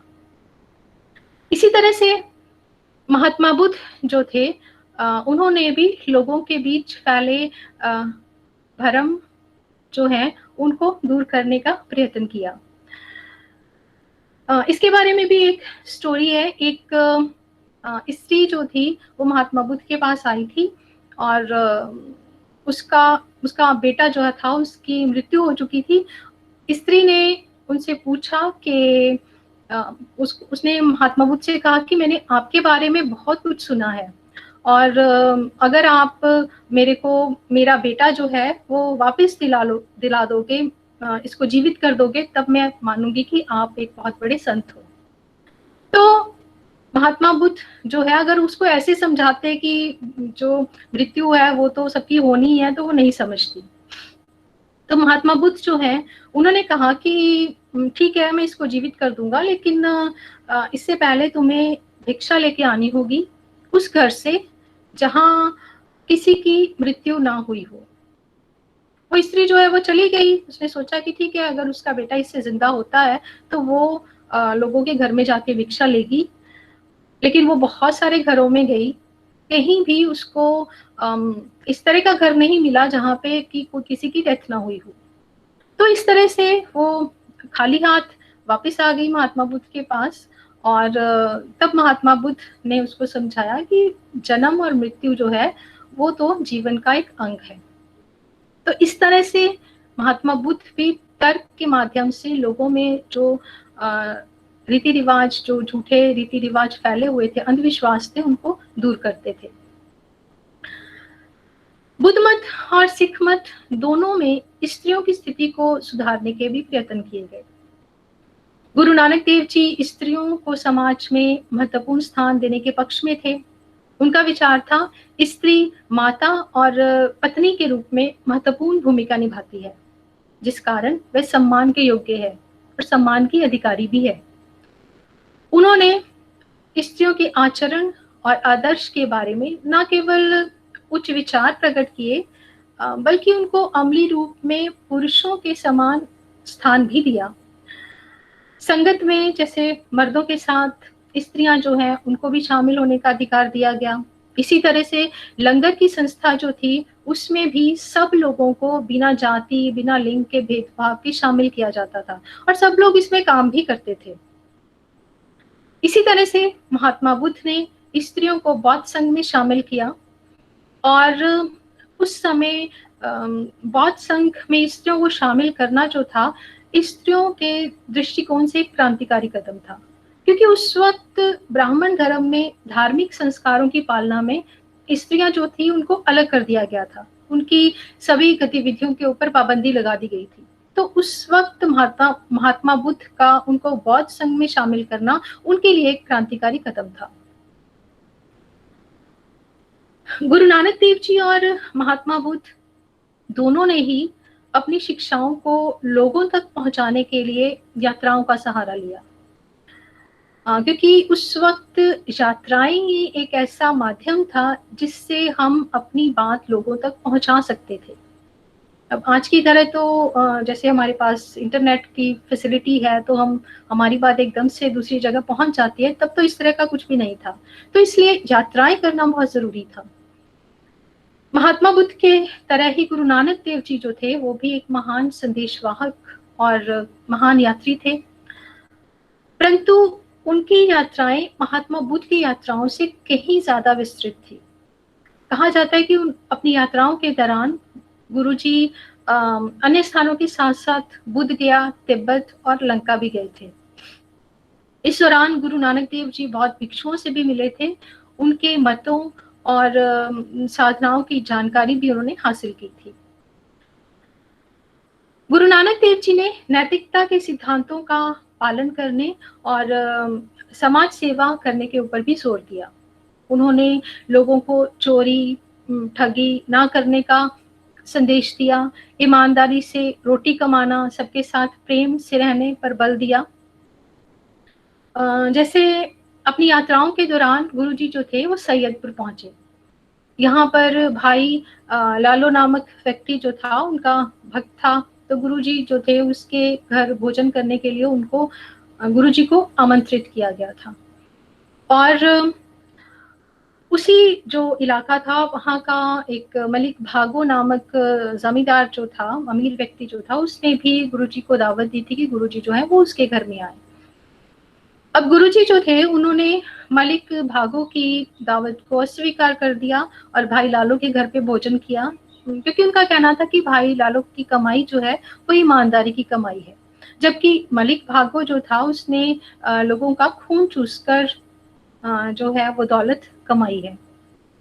इस तरह से गुरुजी जो थे वो नैतिकता पे और ईमानदारी की कमाई पे उन्होंने ज्यादा जोर दिया।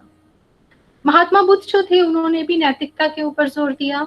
उन्होंने लोगों को अष्ट मार्ग पर चलने के लिए प्रेरित किया। हमेशा सच बोलना, चोरी ना करना, ईमानदारी से रहना, इस तरह की बहुत सी बातें जो थी उन्होंने लोगों को बताई और उन्हें बुरी आदतों से दूर रहने का संदेश दिया। इस तरह से आरंभिक बुद्ध मत और सिख मत जो है उसमें बहुत सी समानताएं थी। आरंभिक बुद्ध मत जो था वो जादुई साधना, मूर्ति पूजा, धार्मिक प्रथाएं जो थी उससे मुक्त था। इस दृष्टि से गुरु नानक देव जी की शिक्षाएं जो थी वो आरंभिक बुद्ध मत के समीप हमें लगती हैं। लेकिन बाद वाला बुद्ध मत जो था, परवर्ती बुद्ध मत जो था, उसकी महायान और तांत्रिक साधनाओं के दौरान अनेक लोक तत्व जो हैं वो बुद्ध मत में आ मिले थे। जैसे उन्होंने मूर्ति पूजा करनी शुरू कर दी थी और कई जादुई तत्व जो हैं वो उनमें शामिल हो गए थे। और इस तरह से बाद वाला बौद्ध मत जो था वो हिंदू धर्म के ज्यादा करीब आ गया। बौद्धों और हिंदुओं के तांत्रिक मत जो थे उसकी कुछ समान विशेषताएं जो हैं वो उस वक्त दिखाई देने लग गई, जिनका भारत मध्यकालीन धार्मिक धारणाओं पर गहरा प्रभाव पड़ा। गुरु नानक देव जी ने अपनी प्रतिभा से तांत्रिक रहस्यवाद को देखा और उन्होंने बौद्ध सिद्धों के सिद्धांत को विकृत करने वाले जादुई और गहरे तत्वों से मुक्त भक्तिपरक रहस्यवाद की नई दिशा का परिवर्तन किया। शायद इसीलिए सिख रिलीजन जो था वो ज्यादा लोगों में पॉपुलर हो पाया और बुद्ध मत जो था उसका पतन हो गया।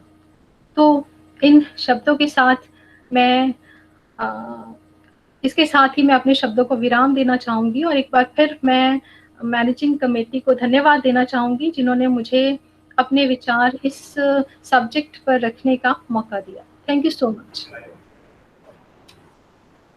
Thank you, ma'am. Thanks from the bottom of my heart, Madam Dr. Anuradha. It was really a remarkable addition in our knowledge. Now I would like to request Dr. Priyato Sharma sir, some query are there from the participant, please. Okay, if any participant want to ask question, then please ask. Priyato Sharma sir.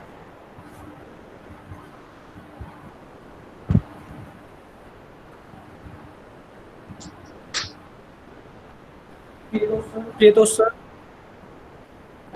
am I audible? Hello, हाँ जी, मुझे दोबारा बताइए क्या था? जी sir, some participant have queries. Please answer them.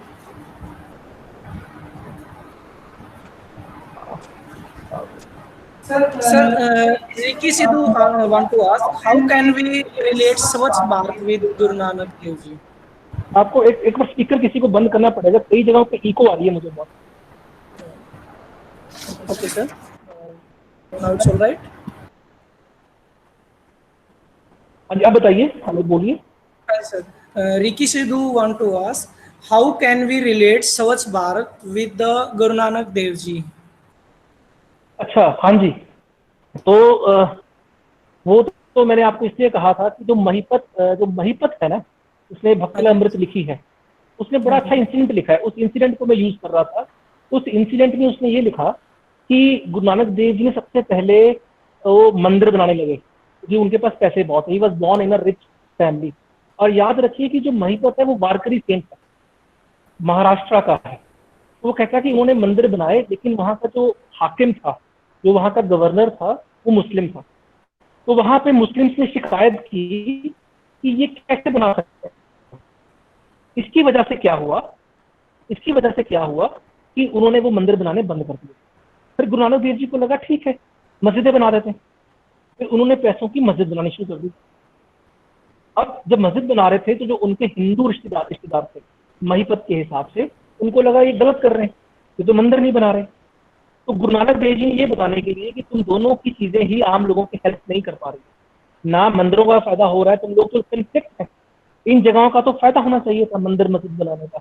तो उन्होंने क्या किया, अपने पैसों की उस इलाके में, अपने गांव में क्या शुरू किया, प्रीवी मीन जिसको आज हम पब्लिक टॉयलेट्स कहते हैं, उनको बनाना शुरू कर दिया, जिससे एक स्कैंडल क्रिएट हो गया।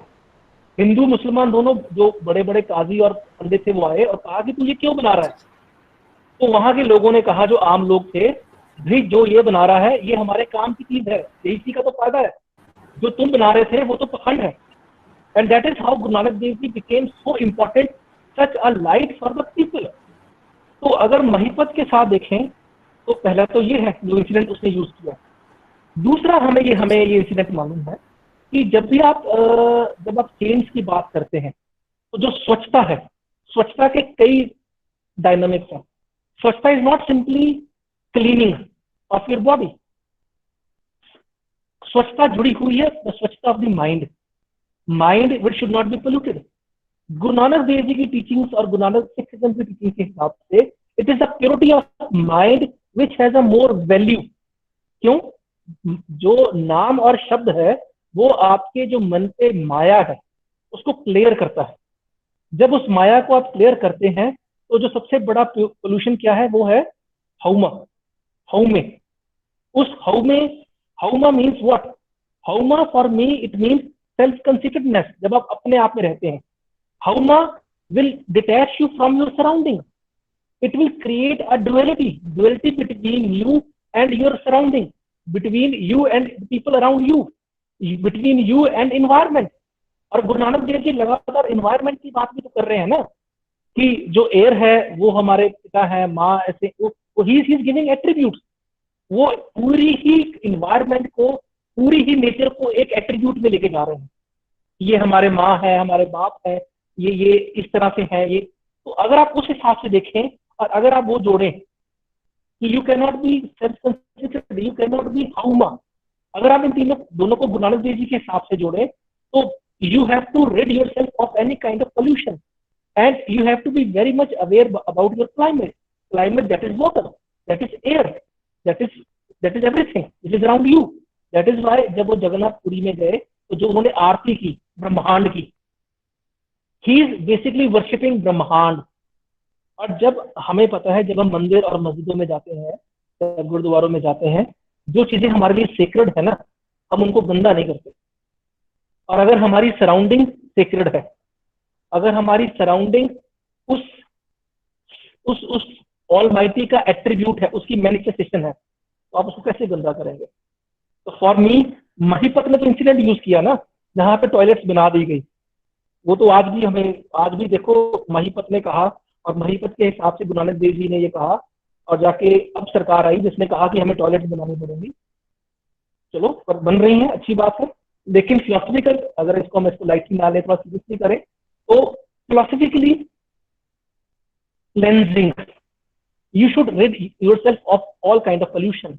अगर आपकी नदियां पवित्र हैं, तभी तो संत सीचेवाला ने गुरु नानक देव जी की शिक्षाओं को मानते हुए तो काली नदी साफ कर दी।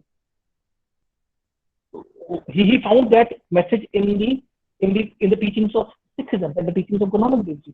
So that is why for me, Guru Nanak Dev Ji is one of the foremost speaker, a propagator of स्वच्छता। स्वच्छता उनके टीचिंग्स में embedded है, वो embedded है। इसीलिए जो स्वच्छता है वो आई थिंक ये सिखिज्म का एक इनहेरेंट पार्ट है, गुरु नानक देव जी के मैसेज का एक इनहेरेंट पार्ट है। So thank you.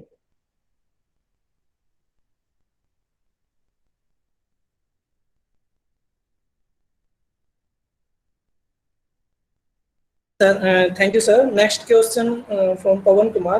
What is the meaning of religion according to Guru Nanak Dev Ji? हाँ, ये बड़ा इंटरेस्टिंग सवाल है। प्रॉब्लम ये है, हमें हम सबको समझना पड़ेगा। जब हम ना भारतीय पद्धति को, भारतीय सिद्धांतों को, भारतीय दर्शन को पढ़ते हैं, तो हमें वर्ड्स के बारे में बहुत पर्टिकुलर होना पड़ेगा। रिलीजन जो वर्ड है, ये इतना कॉन्टेक्चुअलाइज्ड है वेस्टर्न आइडियोलॉजी में। रिलीजन को अगर आप कभी लूजली ट्रांसलेट करें ना इंडिया में, तो वो किससे रिलेट होगा? वो रिलेट होगा पंथ से, जैसे वैष्णविज्म, शैविज्म। रिलीजन एक वेल डिफाइंड नैरो बाउंड्रीज में काम कर सकता है, वेल डिफाइंड नॉर्मेटिव बिहेवियर में काम कर सकता है। लेकिन जो गुरु नानक देव जी बात कर रहे हैं, या जो उस टाइम के बाकी और सेंट्स बात कर रहे हैं, वो बात कर रहे हैं धर्म की।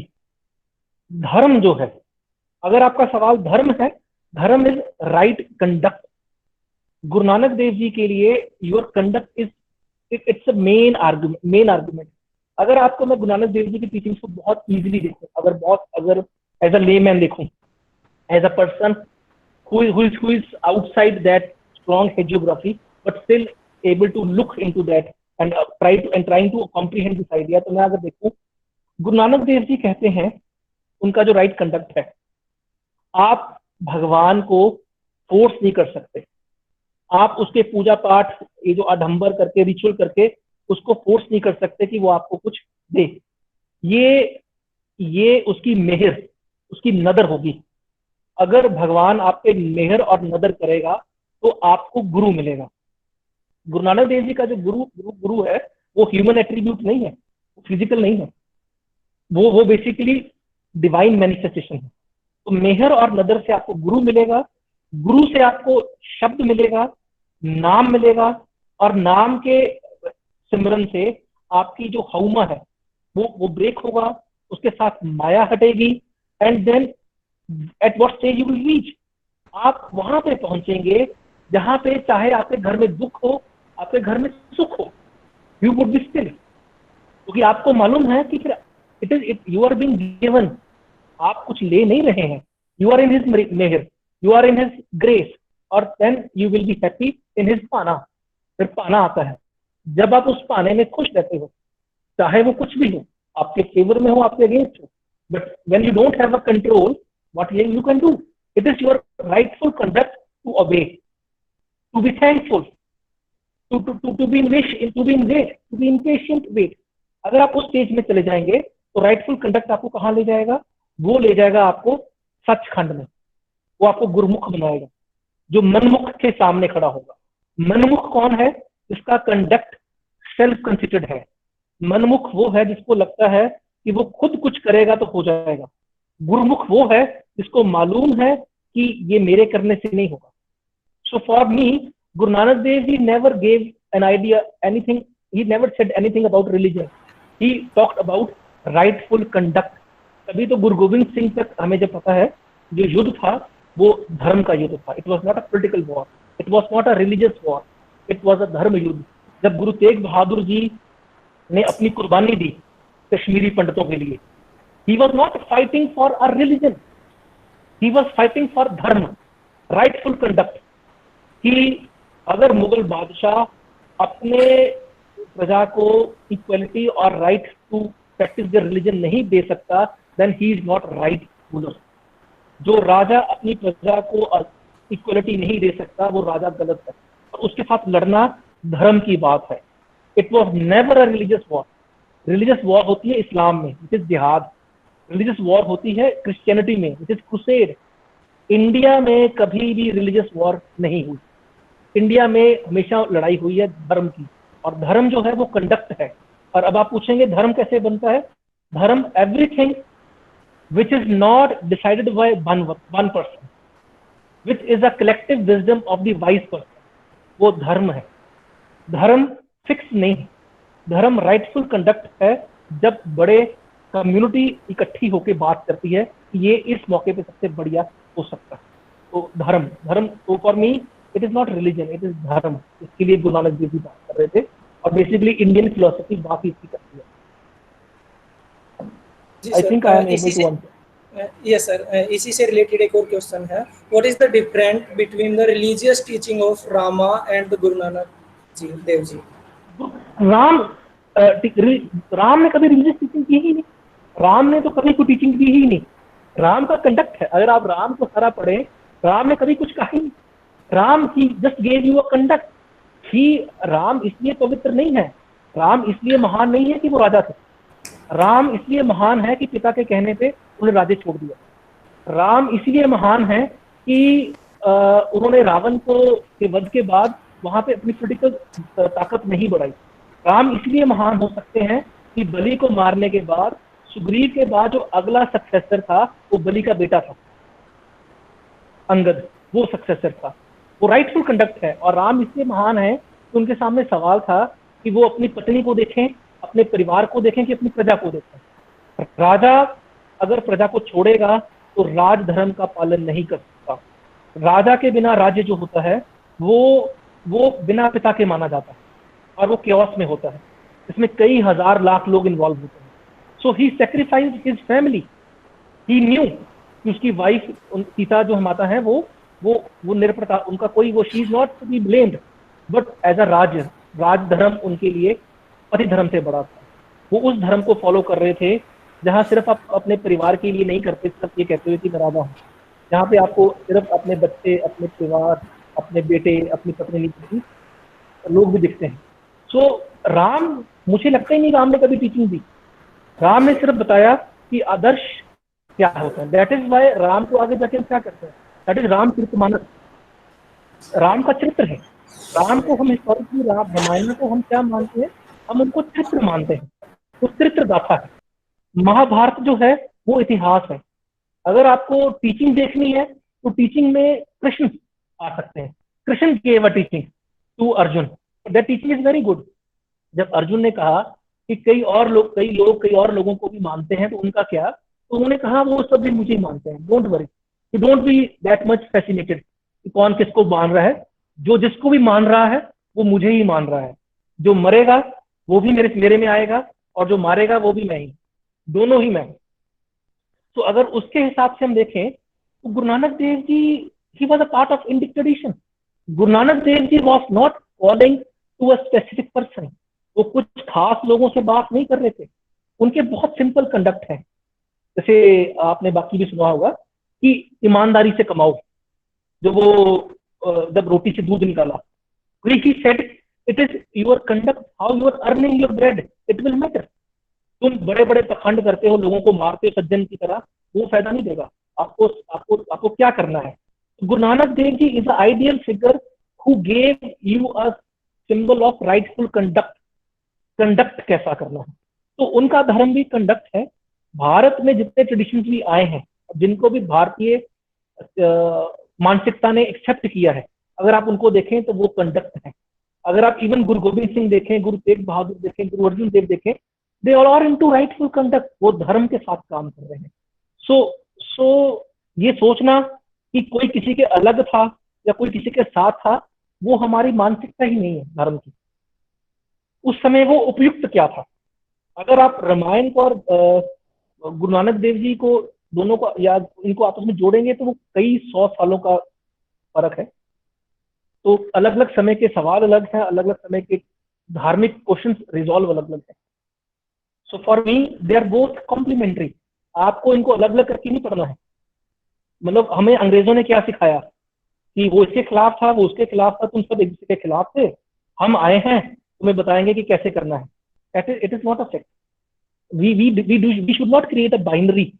वी हैव टू सी, जैसे मैंने कहा, पंजाब रीजन या कोई भी आइडियोलॉजी, कोई भी philosophy out of the blue नहीं आती। उसकी सेटिंग होगी, उसका कॉन्टेक्स्ट होगा, उसका पास्ट होगा। जब आप गुरु नानक देव जी को पढ़ रहे हैं, he is responding to what? He is responding to already establish systems. मूर्ति पूजा थी तभी तो रिस्पॉन्ड कर रहे हैं। कई लोग मूर्ति पूजा के खिलाफ थे। कबीर जो है गुरु नानक देव जी से पहले आए हैं and he was against murti puja. So Guru Nanak Dev ji, what he gave, why he became so important? Guru Nanak Dev जी ने कहा एक संसार में किस तरह से आप राइटफुल कंडक्ट में रह सकते हैं, आप परिवार में कैसे रह सकते हैं, आप संसारिक जो मटेरियलिज्म है उसके बीच में रह के भी अपने आप को डिटैच कैसे कर सकते हैं। That is why he is so relevant, that is why he is so important. इसीलिए तो पंजाब, जो पंजाबियत है और जो गुरु नानक देव जी, वो पंजाबियत के साथ काम नहीं कर रहे हैं। गुरु नानक देव जी, अगर हम 550वां मनाते हैं और हम कहते हैं गुरु नानक देव जी विश्व की धरोहर है, तो उसका लॉजिक है, उसकी रैशनैलिटी है, वो सिर्फ इमोशंस नहीं है। अगर लोग सिख कौम को देख रहे हैं तो उनके कंडक्ट की तरह देख रहे हैं। वो अंग्रेजों यूरोप में सहायता कर रहे हैं, लंगर लगा रहे हैं, वो कहाँ देखते हैं कि कौन आ रहा है हमारा, सबकी सहायता कर रहे हैं। How they became a symbol of universal compassion, brotherhood, bravery. क्यों? क्योंकि गुरु नानक देव जी, तो वो कंटिन्यूटी है ना। तो धर्म को देखें, रिलीजन को छोड़ दें। Okay, sir. Thank you. It is sorting of time, and we are about to end. Thank you so much, sir. It was very informative. Now, I would like to request Dr. Bharat Bhushan, sir, coordinator IQAC, for the vote of thanks.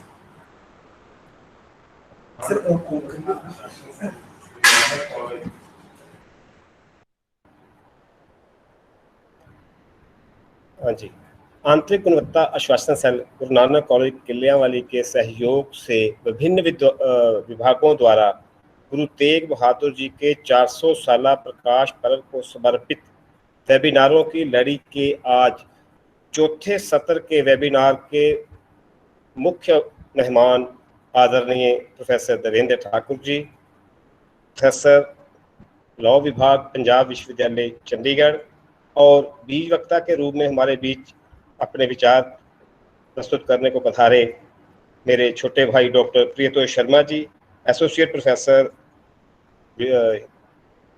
History department Punjab university Chandigarh, एवं doctor Anuradha, assistant professor SPN college Mukerian. इन सब ने अपने बहुमूल्य समय से समय निकालकर आज के इस सफल आयोजन के लिए समय निकाला। उसके लिए मैं इन सबका हार्दिक धन्यवाद करता हूं। और देश के विभिन्न राज्यों से वेबिनार से जुड़े अन्य कई प्रतिभागियों ने जो कॉलेज में की तरफ से जो वेबिनार हुआ उसमें प्रतिभागी के रूप में भाग लिया, उसके लिए भी सभी प्रतिभागियों का हार्दिक धन्यवाद। इसके साथ साथ कॉलेज के समूह टीचिंग एवं नॉन टीचिंग स्टाफ जिनके सहयोग से ये आयोजन सफल हो पाया, उसके लिए कॉलेज के टीचिंग नॉन टीचिंग सारे स्टाफ का मैं हार्दिक आभार व्यक्त करता हूं। और जो टेक्निकल टीम है हमारी, प्रोफेसर गुरविंदर कौर, आशीष बागला जी और प्रिंस सिंगला जी का भी हार्दिक आभार व्यक्त करता हूं कि जिनके सहयोग से ये जो वेबिनारों की लड़ी है ये सफल होती दिखाई देती है। इसलिए सभी का हार्दिक आभार, धन्यवाद। Finally, I would like thanks to all the worthy guests, all the participants, and very cooperative staff member, especially the technical team who have made this webinar a grand success event. Thank you all. Thank you all again. Stay happy, stay healthy, stay tuned. Thank you. So thanks to all. Okay, thank you.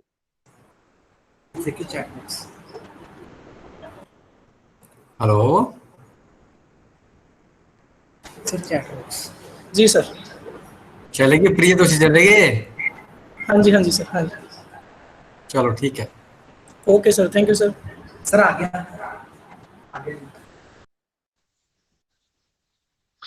Sohail sir नमस्कार।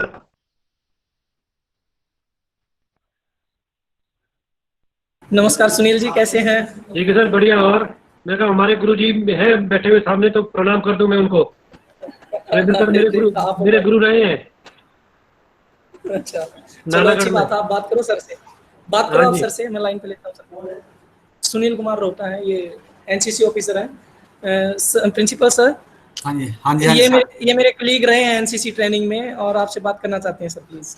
अच्छा, बात करो। हाँ जी, हाँ जी, क्या नाम है sir? हाँ जी सर। सर प्रणाम सर, मैं आपका स्टूडेंट रहा हूँ नानागढ़ में। अच्छा, very good, thank you for remembering. कहाँ है आजकल? मैं सर सिक्किम में था, अभी लुधियाना आया हूँ कुछ दिन पहले। अच्छा, ऐसे जी, मैं सर नवोदय में हूँ। अच्छा, नवोदय में। Very good, thank you sir. मिलते रहना दोबारा, ये थोड़ा नंबर सेव कर लेना, ठीक है? Thank you sir, thank you. Okay Sunil Rohta ji, nice to meet you. Thank you जी, थैंक यू। बहुत बढ़िया, बहुत अच्छा। Thank you sir, thank you. Okay.